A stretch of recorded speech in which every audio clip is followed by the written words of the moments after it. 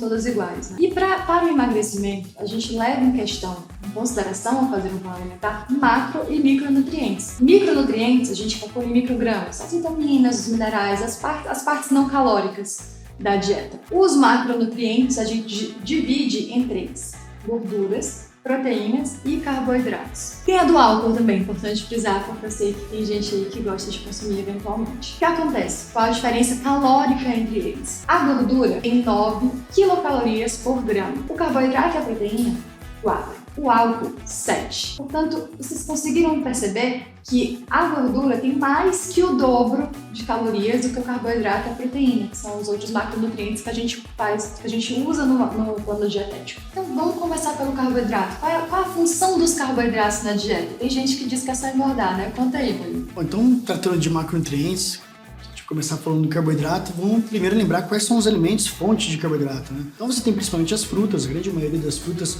são boas fontes de carboidrato. Você tem os cereais, os trigos, os farináceos de forma geral, você tem a aveia, você tem também os tubérculos, tem batata doce, mandioquinha. Só que o problema que eu vejo, Ju, é que é o seguinte, quando você vai perguntar para uma pessoa leiga, ou quando você vai dar aquela olhadinha ali por cima em mídias sociais, aqueles gurus do emagrecimento sem um diploma de nutricionista, o que eles fazem é classificar também nesse grupo de carboidrato alimentos como bolacha recheada, batata frita, hambúrguer, pizza, como se todos esses alimentos também fossem fonte de carboidrato, tanto quanto uma batata cozida ou um arroz branco, por exemplo. Sendo que não, esses alimentos todos que eu falei, esses alimentos mais indulgentes e processados, antes de mais nada, eles são calóricos porque eles têm também gordura junto, não é só carboidrato. Então quando você frita uma batata, você está colocando ela, imergindo ela no óleo ali, ela está sendo com muito mais óleo do que até carboidrato. Quando você está falando de uma pizza, lembra que a pizza é forrada numa camadona ali de mussarela, de queijo, que é um alimento fonte de gordura. E como a Ju explicou, cada grama de carboidrato te oferece 4 calorias. 1 grama de gordura te oferece 9 calorias. Então não é questão de olhar só para os carboidratos, mas também olhar principalmente nas calorias que esses carboidratos representam e lembrar também que tipo de nutriente aquele carboidrato, aquele alimento fonte de carboidrato vai trazer além do carboidrato. Então quando a gente fala, por exemplo, de cereais, a gente está falando de vitaminas do complexo B. Quando a gente fala de frutas, a gente está falando de vitaminas hidrossolúveis, que vem vitamina C, vitamina A, a gente está falando de fibra, a gente está falando de uma série de outros nutrientes, compostos fitoquímicos importantes, todos agregados, incorporados ali junto das frutas, cereais, tubérculos, me ajuda. Outra coisa importante da gente frisar é que esse reducionismo, né, de olhar para o alimento só para o macronutriente que ele tem ali em maior quantidade, pode não ser muito interessante, pode fazer até com que a gente se contradiga às vezes, né? Não sei se tu já escutou isso, mas eu já escutei muito em consultório. Paciente dizer assim, não, mas eu não como carboidrato, não cortei carboidrato. Tá, então me conta o que tu come no café da manhã. Não, tapioca.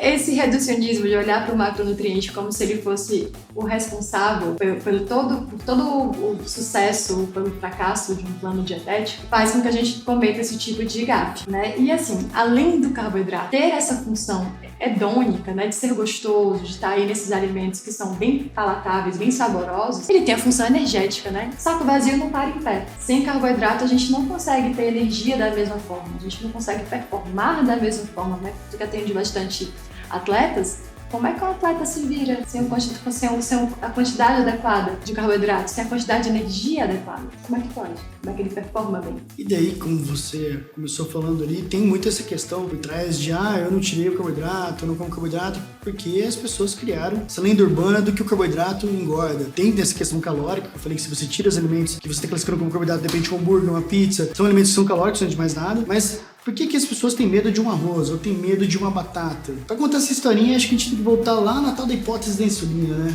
Muitas pessoas nem sabem disso, assim, elas têm medo do carboidrato sem saber da origem desse medo. Mas a origem foi aí. Porque é o seguinte, antes de mais nada, acho que isso é básico, que a pessoa consegue pensar nisso de forma bem intuitiva, que o carboidrato ele é muito mais difícil de ser transformado em gordura do que uma gordura alimentar. Se você consome gordura, ela vai virar gordura mais facilmente do que o carboidrato. Você não precisa ser nenhum asa da bioquímica para imaginar isso, né? É uma molécula que é muito mais parecida com a gordura que você quer perder, é a gordura do que o carboidrato. Porque o carboidrato, antes de mais nada, a gente estoca o carboidrato na forma de carboidrato. É isso mesmo, a gente tem estoques de carboidrato. Então só quando você se exceder demais de calorias, exceder demais de carboidrato, que esse carboidrato vai virar gordura. Então a origem origem, na verdade, desse negócio do carboidrato engorda ou não tem a ver com o nutriente em si virar gordura, mas tem a ver com o papel que ele desempenha no metabolismo no segundo plano ali, com a resposta endocrinológica ou hormonal que você tem mediante o consumo de carboidratos. Bom, e como tem esse papel, esse segundo estágio ali do carboidrato, não é questão do carboidrato virar gordura, mas sim dessa resposta endocrinológica que você vai ter diante do consumo de carboidrato, ou a resposta hormonal que você vai ter diante do consumo de carboidrato,